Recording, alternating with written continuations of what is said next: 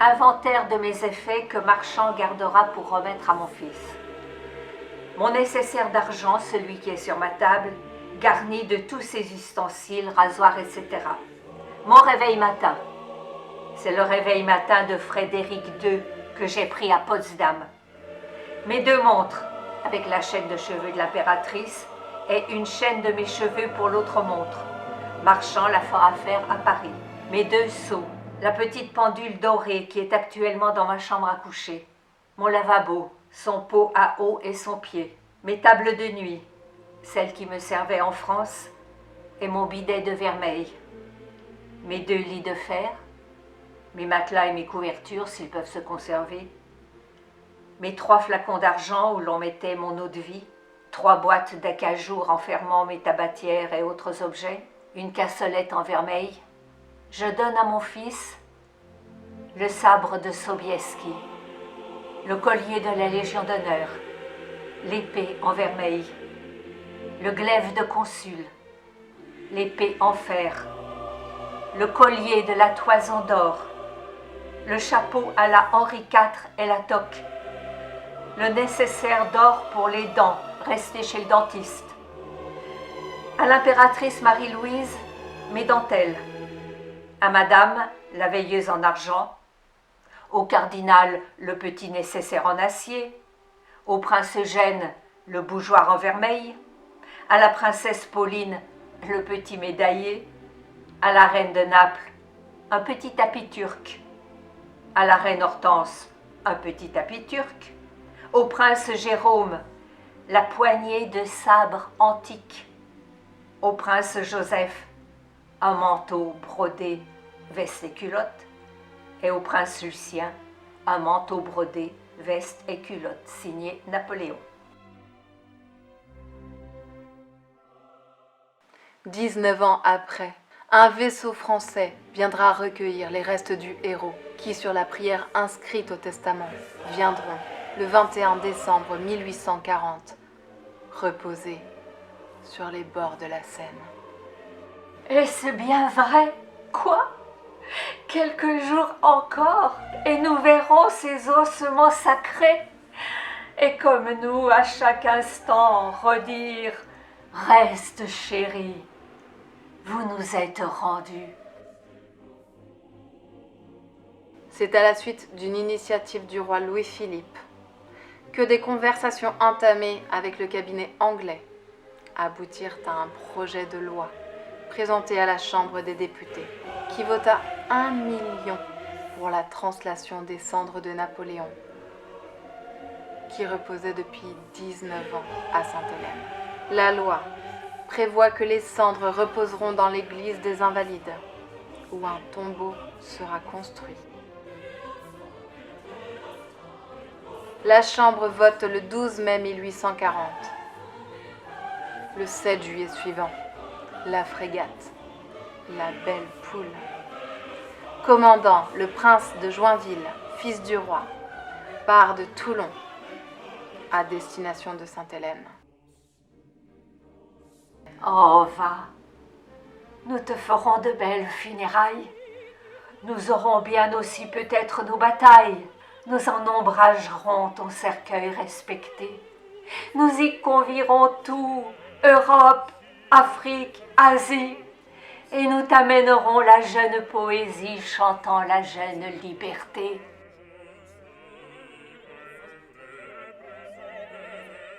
À Sainte-Hélène, le 15 octobre à minuit, l'exhumation a commencé.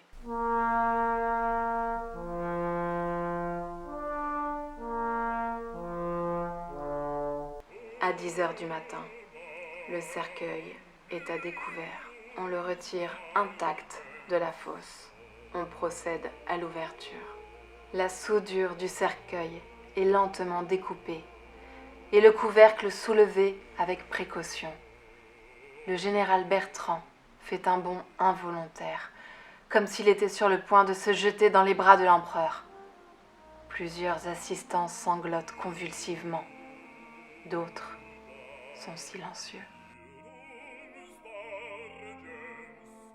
Tous les yeux sont embués de larmes. Une pièce de gaze blanche légère masque le visage et le corps. La tête repose sur un coussin. Le crâne est grand, le front haut et large. Les paupières sont complètement fermées. Les mains, qu'il avait si belles de son vivant, sont dans un état de parfaite conservation. La peau garde cette couleur particulière qui est propre à la vie. Le corps est dans un état de conservation inespéré. L'empereur porte l'uniforme vert de colonel des chasseurs de la garde. Sur la poitrine, légion d'honneur et couronne de fer. Le chapeau sur les genoux, les 2 vases d'argent à ses pieds, contenant son cœur et ses entrailles. À 15 heures, le canon retentit qui annonce que le cortège s'ébranle en direction de Jamestown, qui est le port de Sainte-Hélène. Au bord de la mer, devant toute la division navale française, le gouverneur remet solennellement les restes de l'empereur au prince de Joinville, au nom du gouvernement britannique.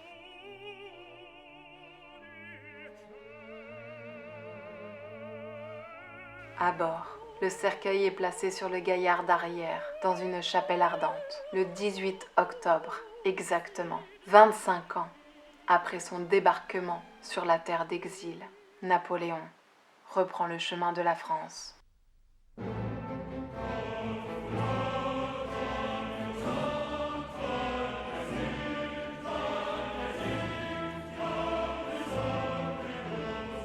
Le vaisseau part. Ils font l'onde écumante. France, ma mère, enfin bondis d'orgueil pour compléter ta splendeur éclatante. Il va chercher le plus noble cercueil. Tes yeux charmés sur les bords de la Seine verront bientôt l'objet de ton amour. Tresse des fleurs pour fêter le retour du héros mort à Sainte-Hélène.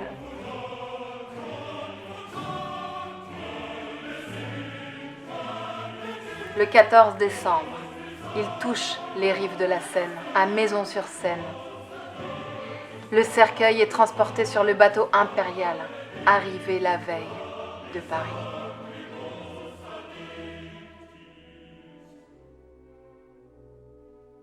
Ce bateau, construit exprès pour la cérémonie, est long de 24 mètres et large de 8. Il est surmonté d'un temple funèbre en boiserie bronzée. Ce temple est garni de draperies.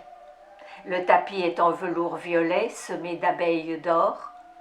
Aux angles du couronnement, 4 aigles dorés soutiennent de longues guirlandes d'immortelles.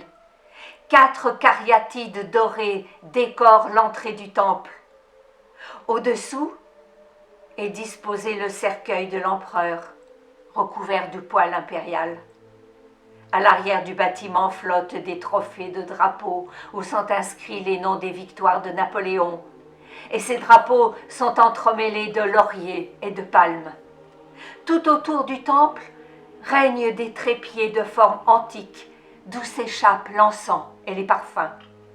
Enfin, des guirlandes d'immortelles s'enlacent autour du bateau, dont l'avant est surmonté d'une immense aigle d'or, qui semble ramener triomphalement son glorieux maître.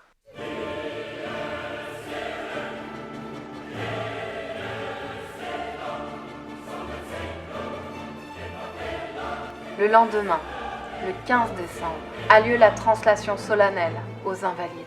Le cortège part du pont de Neuilly, suit l'avenue de Neuilly jusqu'à l'Arc de Triomphe de l'Étoile, descend les Champs-Élysées, traverse la place et le pont de la Concorde, suit le quai d'Orsay, tourne sur l'esplanade des Invalides et s'arrête à la grille de l'hôtel.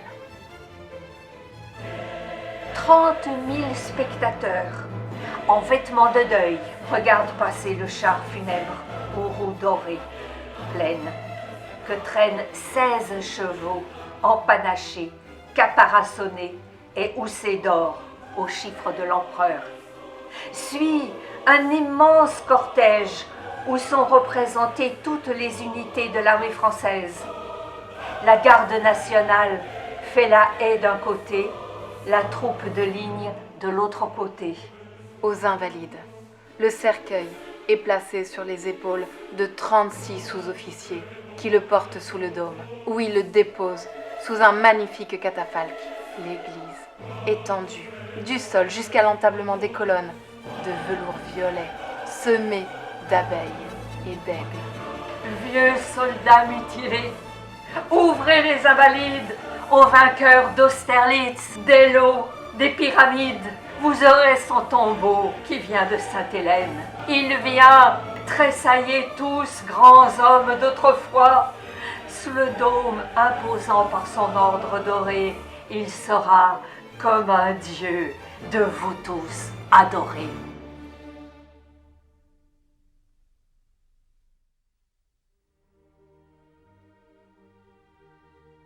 Le roi Louis-Philippe se trouve sur son trône, à droite de l'autel. « Sire, lui dit Joinville, je vous présente le corps de l'empereur Napoléon. Je le reçois au nom de la France, répond le roi. Le maréchal Soult présente l'épée de l'empereur au roi, qui dit au comte Bertrand, « Général, je vous charge de placer la glorieuse épée de l'empereur sur son cercueil. » Le service, célébré par l'archevêque de Paris, termine la cérémonie qui a duré de 9h du matin à 4h du soir. La température sibérienne, comme diront les journaux, n'a pas empêché les Parisiens de venir assister à la cérémonie. Coût total de la translation, 1 783 635 francs et 23 centimes.